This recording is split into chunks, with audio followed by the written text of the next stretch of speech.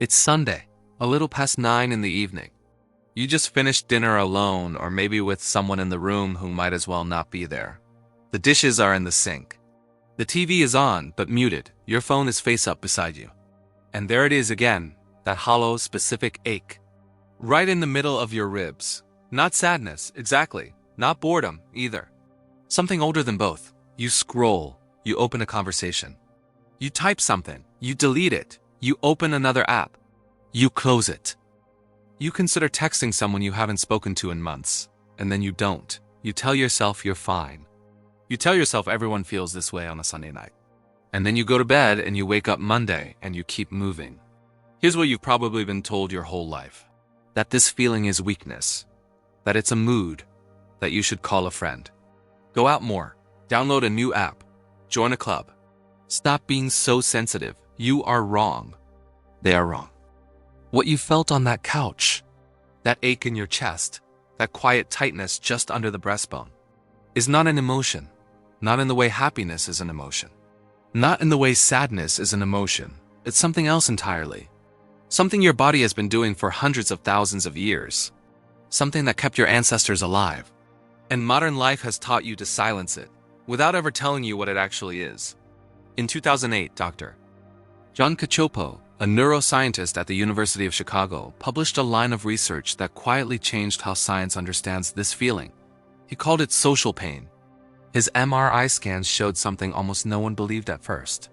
When a person experienced loneliness, the same regions of the brain lit up that activate during physical injury.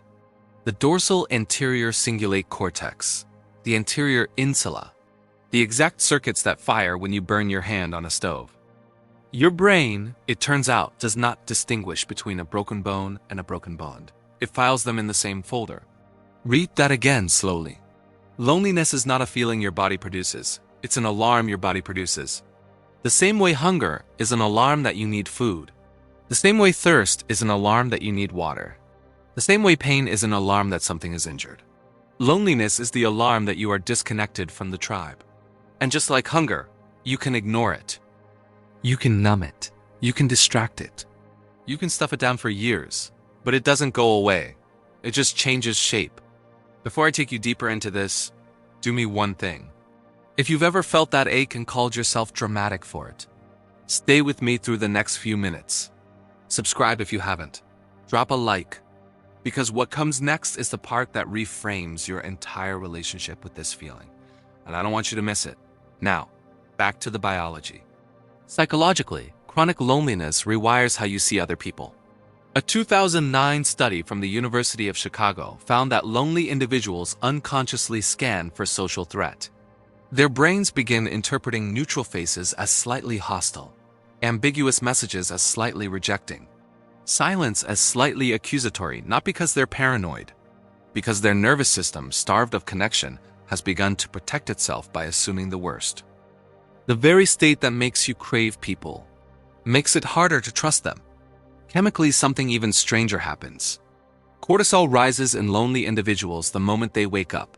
Research published in Psychoneuroendocrine in 2015 showed that people reporting chronic loneliness had significantly elevated morning cortisol compared to people with strong social bonds, even when both groups had similar sleep, similar diets, similar routines. Your body, deprived of connection, treats every morning like the start of a dangerous day. Inflammation raises. Immune function drops. Sleep fragments. A 2010 meta-analysis from Brigham Young University, led by Dr. Julianne Holt-Lunstad, reviewed more than 300,000 participants and found that chronic loneliness increased the risk of early death by roughly 26%. Comparable to smoking 15 cigarettes a day. Cigarettes. Let that land. And evolutionarily, this is where it gets really interesting. Because for most of human history, being alone meant being dead.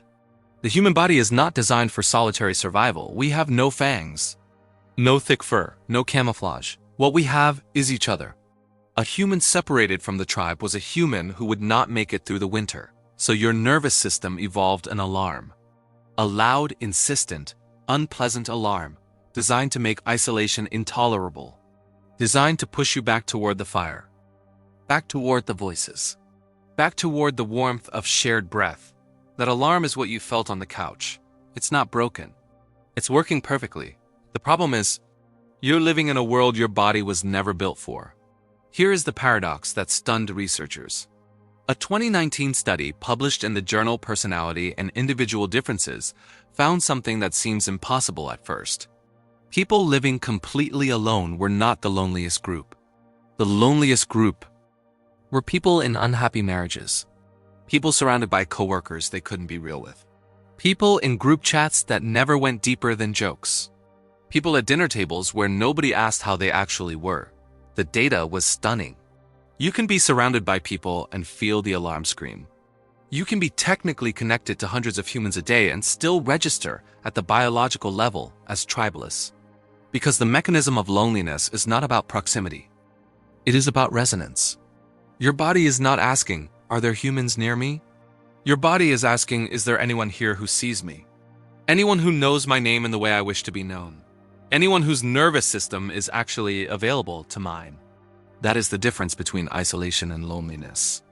Isolation is a physical fact. Loneliness is a biological signal about the quality of your belonging. You can be isolated and at peace. You can be surrounded and starving. And that distinction changes everything. I want to pause here for just a moment, because I know it's an I voice carrying these words into your ears right now, but behind this script is a real human. My name is Fernando. I wrote this carefully, thinking about someone exactly like you, sitting somewhere tonight holding a feeling they've been trying to explain for years. I'm grateful you're here, genuinely. And I hope with everything in me that you are eternally blessed in whatever way your soul understands that word. Now stay with me, because the last piece is the one that matters most. When you don't know that loneliness is a signal, you treat it like a flaw. You try to fix yourself. You think there's something wrong with you for feeling this way when, quote, you have no reason to. You compare your life to other people's lives and conclude that you must be ungrateful, or broken, or too much, or not enough. You mistake the alarm for the problem. But when you understand what it actually is, something shifts. You stop asking, "What's wrong with me for feeling this?" And you start asking, "What is this trying to tell me? Is this telling me I need more people?" Sometimes. Is this telling me I need deeper people? More often. Is this telling me that the connections I already have are not meeting me at the level my body was built for? Almost always.